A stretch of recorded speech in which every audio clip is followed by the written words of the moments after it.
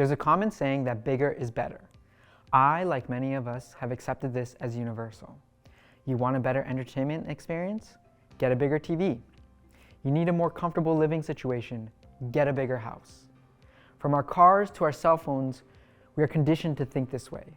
However, in the emergency medical service profession, this saying is not necessarily the case. The National Institute for Occupational Safety and Health conducted a study of workplace fatality rates across every occupation. Two important findings were gathered from this study. The first finding was that the EMS profession had among the highest rates of worker fatalities compared to every other profession. The second one was that 45% of these deaths were a result of vehicle collisions. After reading this, it became important for me to figure out what can be done to reduce the rate and potentially save the lives of the people whose job it is to save our lives. The solution I've come across was counterintuitive to what we are conditioned to think. We can reduce the EMS worker fatality rate by reducing the size of the patient compartment in the ambulance. Yes, that's right. A smaller size can save lives. By reducing the size, the goal is to increase the accessibility to medical supplies while decreasing the time the paramedic spends standing up from their seat. This is because a lower center of gravity and a wider base is more stable in the event of a collision. But in order to talk about an impactful size reduction, we must first analyze the anthropometric data gathered on EMTs. Beam calipers were used to collect measurements of a sample size of 471 male and 161 female EMTs. This sample size was weighted for sex, race, and age. This is a graph showing the measurement comparisons between the men and the women in the top 5 percentiles, mostly while sitting. The highest measured value is the waist circumference, with around 130 centimeters for the males and 128 centimeters for the females. Every other value while sitting is under 1 meter. So it is important to keep most medical items under 1 meter of seat height if possible. But let's dig a little deeper.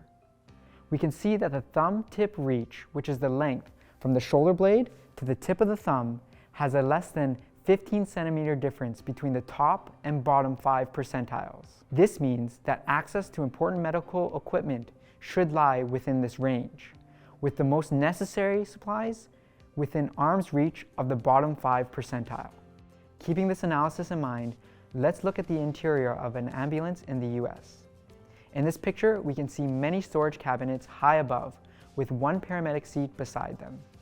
All the way on the opposite side is the bench seat for the other paramedics. This means to access something from the top cabinet, the paramedic in the closest seat needs to undo their seatbelt and stand up to retrieve the item. And if they're busy keeping pressure on a wound, for example, the other paramedic will have to get up to either switch places or reach across to gain access to the cabinets. With the constant up and down, it's no wonder EMS workers find that their seatbelts get in the way of caring for a patient. Here's a top-down view inside another ambulance. We can see a similar setup with access to medical equipment and supplies far away from the paramedic's reach. The plus side is that we can see a third seat below the cabinets to compensate, but the EMS worker in that seat still needs to stand straight up and turn around to gain access. This is why the majority of EMS workers were unrestrained during a vehicle collision. But if you think that operating in a smaller ambulance doesn't seem practical or is less effective, then you should try telling that to the EMS workers in Spain, or Thailand, or China and the UK. This solution of a smaller ambulance size is being adopted around the globe. Combining this with putting medical supplies within arm's reach can reduce the number of fatalities due to vehicle collisions and prove that a smaller size can save lives. Thank you.